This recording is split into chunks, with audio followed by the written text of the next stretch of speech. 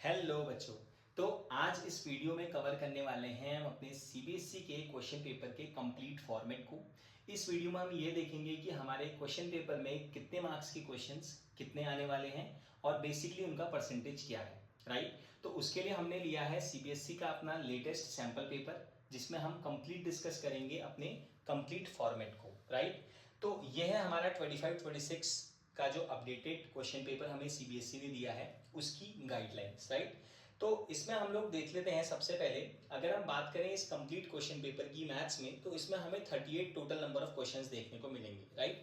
तो हमारे पास जो सबसे पहला पॉइंट है वो हमें यही बता रहा है कि जो 38 टोटल क्वेश्चंस हैं वो इस पेपर में होंगे, राइट। और उसके साथ साथ इस पेपर में हमें 5 सेक्शंस देखने को मिलते हैं, जिसमें A B C D and E sections हमारे पास अवेलेबल होगा।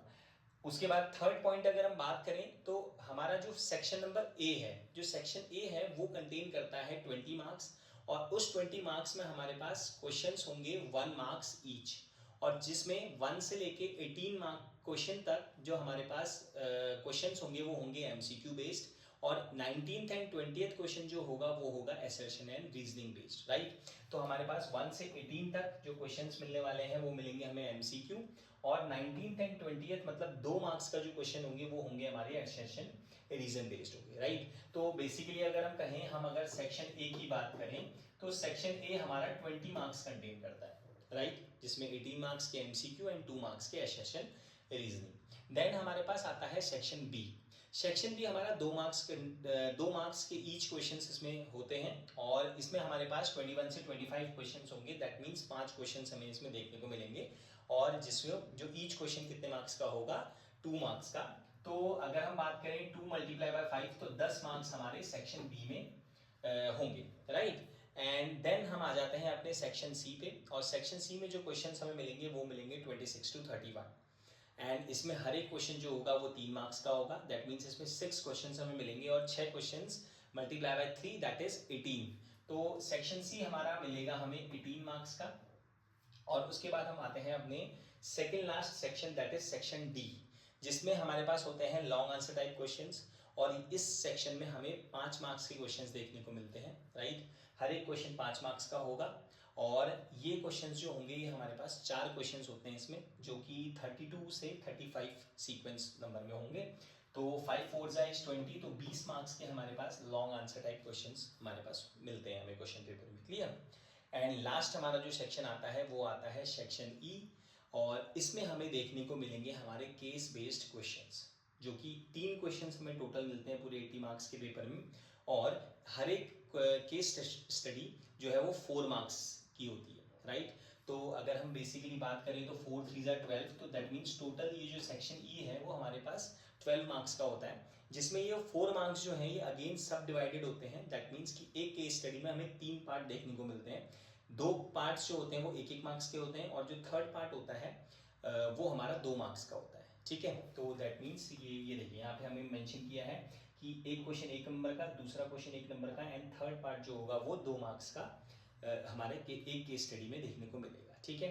तो अगर हम इसको टोटल करें तो कितना होगा, 20 30 40 48 एंड 48 प्लस 2 50 60 70 80। दैट मीन्स जो टोटल क्वेश्चन हमारा बन गया वो कितने मार्क्स का बन गया, 80 मार्क्स का, राइट। ये हमारे 80 मार्क्स का सब डिवीजन है हमारे क्वेश्चन पेपर में, और ये इंपॉर्टेंट इसलिए है क्योंकि जो लाइक कई बच्चों के प्री बोर्ड ऑलरेडी स्टार्ट हो चुके हैं, ठीक है, और कुछ बच्चों के हमारे प्री बोर्ड स्टार्ट होने वाले हैं।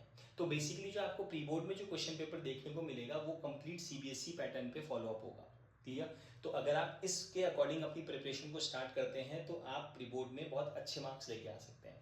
और इसके बाद हम लोग क्या करने वाले हैं, इस सीबीएसई के सैम्पल पेपर को डिस्कस करने वाले हैं, जिसमें हम इसे पार्ट्स में डिवाइड करेंगे, क्योंकि कंप्लीट वीडियो बहुत लंबी हो जाएगी। तो इसीलिए हम लोग इसे objective part, then short answer, then long answer and case study करके हम इसे 4-5 पार्ट्स में डिवाइड करेंगे, एंड कंप्लीट इस क्वेश्चन को रिवाइज करेंगे कि कैसे हमें इन क्वेश्चंस को डील करना है, राइट। बट अभी इसमें हमारे पास बहुत सारी इंपॉर्टेंट इंफॉर्मेशन बची हुई है, तो उसको डिस्कस करते हैं अब हम। तो उसके बाद अगर हम बात करें अपने पॉइंट नंबर 8 की, राइट। पॉइंट नंबर 7 तक तो हमने मार्क्स का डिस्ट्रीब्यूशन देख लिया। अब हम आते हैं क्वेश्चन नंबर 8 पे।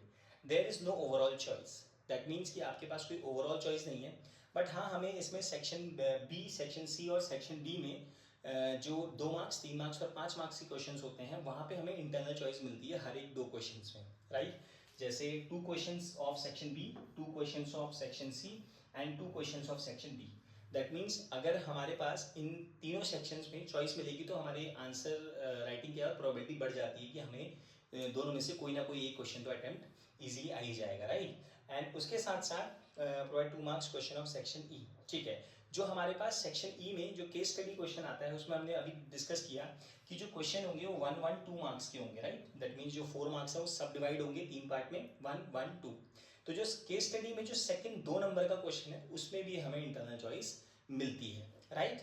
एंड देन हम अगर 9th पॉइंट पे आए तो draw neat and clean figures wherever required. Most important point है। हमारे पास कुछ चैप्टर्स ऐसे हैं मैथ्स में जहाँ पे फिगर बहुत इंपॉर्टेंट रोल प्ले करता है। इवन कुछ चैप्टर्स में तो ये फिगर मार्क्स कंटेन करता है।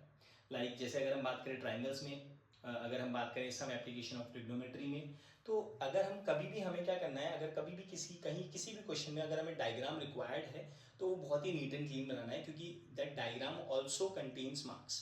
क्योंकि डायग्राम सिर्फ बायो में नहीं होता है, मैथ्स में हमारे पास फिगर्स होते हैं, ठीक है। तो ये बहुत इंपॉर्टेंट पार्ट है। And take pi equals to 22/7 wherever required. कहीं पे भी अगर हमारे पास पाई की वैल्यू नहीं मेंशन है तो हमें 22/7 ही कंसिडर करनी है एंड उसी के अकॉर्डिंग हमें अपनी कैलकुलेशंस करनी होगी, राइट। एंड लास्ट पॉइंट आता है use of calculators is not allowed. तो वो हमें बहुत अच्छे से पता ही है सभी को। तो कैलकुलेटर्स हमें कोई भी इलेक्ट्रॉनिक डिवाइस यूज नहीं करनी है। तो इसलिए जब भी आप प्रैक्टिस कर रहे हैं क्वेश्चंस की तो उस टाइम पे भी आप कैलकुलेटर्स यूज ना करें, राइट। आप बेसिकली जनरली कैलकुलेशन करें, अपनी ही कैलकुलेशन को स्पीड अप करें तो इजीली क्या होगा, क्वेश्चन पेपर बहुत इजीली सॉल्व हो जाएगा। चलिए, तो अब हम इसको कंप्लीट डिस्कस कर चुके हैं। अब इसी क्वेश्चन पेपर के अकॉर्डिंग आप लोग अपनी प्री बोर्ड की प्रिपरेशन स्टार्ट कर दीजिए, राइट। एंड फिर अगर कोई भी क्वेरीज आती हैं तो कमेंट अस, और उसके बाद हम डील करेंगे कैसे हम आपकी क्वेरीज को देख सकते हैं, ठीक है। एंड नेक्स्ट वीडियो में हम मिलते हैं अपने नए ऑब्जेक्टिव क्वेश्चंस, और बाकी सारे शॉर्ट आंसर लॉन्ग आंसर सारे पार्ट्स में होंगे। तो इसी क्वेश्चन पेपर को हम लोग क्या करने वाले हैं, डिस्कस करने वाले हैं। तो all the best, like share and subscribe and share it with your friends. चलो, ऑल द बेस्ट।